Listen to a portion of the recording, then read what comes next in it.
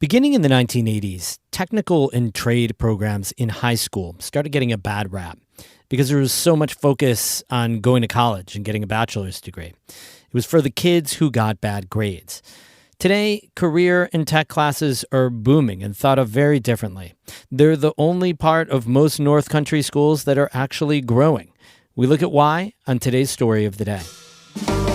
Support for Story of the Day comes from the St. Lawrence County Community Development Program, now accepting applications for the Head Start program to prepare children ages 3 to 5 for school. Online at slccdp.org/head-start.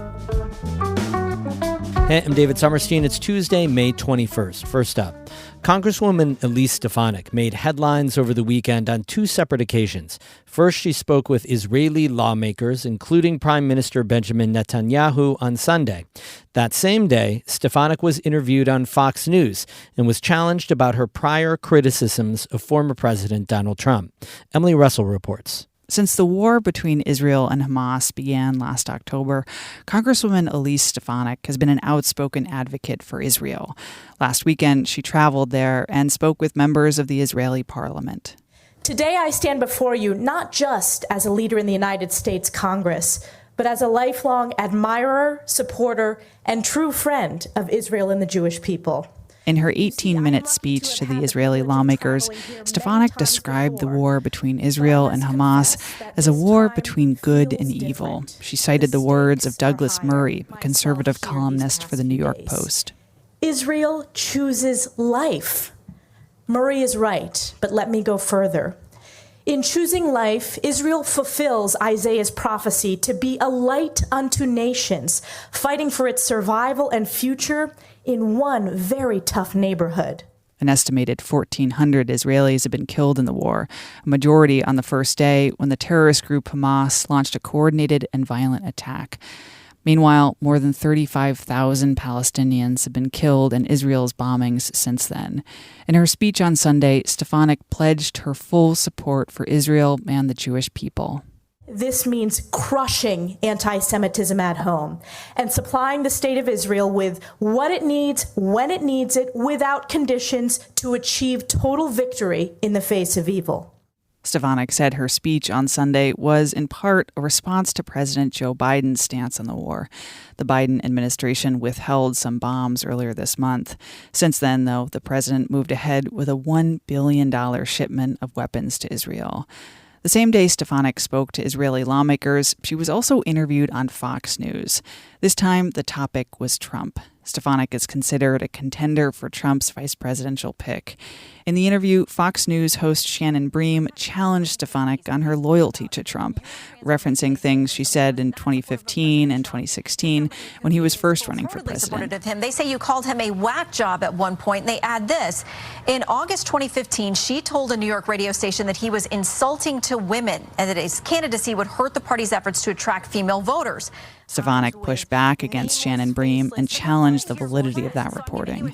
No, Shannon, they're not quoting my friends. Those names are not included because they are false smears. I was attacked. To be fair, there are a number of names of people. Just to be fair, there are a number of names of people who are quoted in the article. Shannon, let me People can read it for themselves.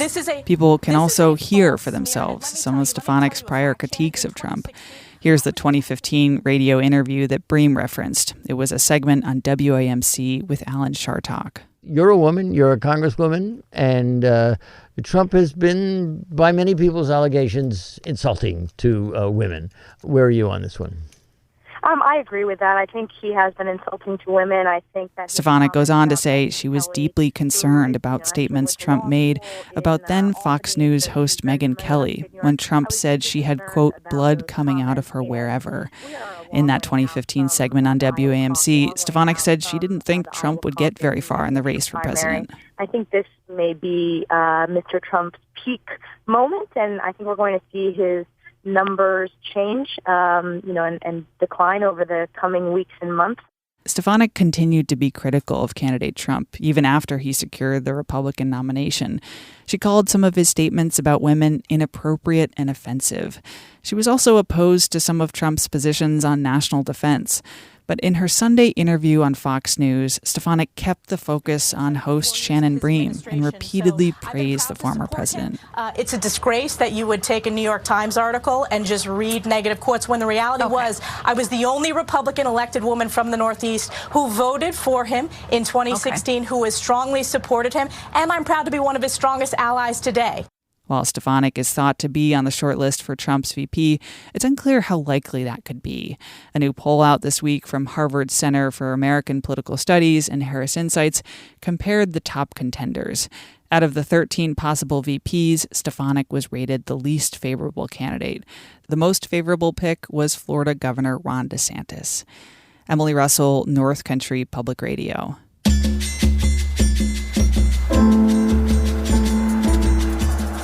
Our education reporter, Amy Feiereisel, has been looking into the growth of CTE, career and technical education, at high schools and BOCES across the North Country. And she broke it all down with Monica Sandreski on Northern Light. In 2018, there were 38,000 students enrolled in CTE programs across New York State. And this last school year, the 2023 to 2024 school year, there were about 51,000 students enrolled. I mean, that's just huge growth. That's about a 33% increase in just a matter of years. Last year, I actually spoke to Stephen Todd, the superintendent for the Jefferson Lewis BOCES, about that growth in the North Country. Welding, carpentry, electrical wiring, these programs have experienced massive growth. In Watertown, we're doubling the size of our welding and electrical programs, adding a second section of each because of the extreme demand that we've seen. And because the North Country has been experiencing a decline in overall enrollment over the last few decades, that actually makes this CTE growth even more significant. Jane Akins again from the St. Lawrence Lewis BOCES. In 2010, I had 1,000 students.